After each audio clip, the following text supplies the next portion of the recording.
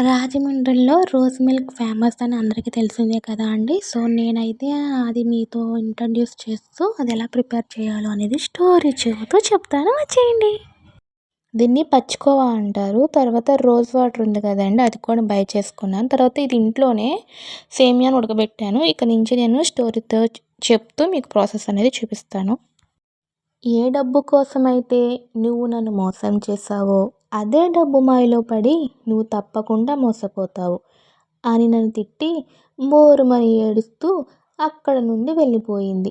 ఇదంతా చూసిన నా తల్లిదండ్రులు ఎంతో బాధపడుతూ, నువ్వు ఇంత బాగా చదువుకుని మంచి ఉద్యోగం చేస్తూ ఇంత సంపాదించి కూడా ఎంతో సంతోషంగా గర్వంగా చెప్పుకుని తిరిగాము నా కొడుకు అని, ఇంత నీచుడువని, డబ్బు కోసమే ప్రాణంగా ప్రేమించే అమ్మాయిని కూడా వదులుకుంటావని, నీలాంటి కొడుకు మాకు పుట్టకున్నా ఉండే బాగుండదని ఏడుస్తూ ఏడ్చారంట.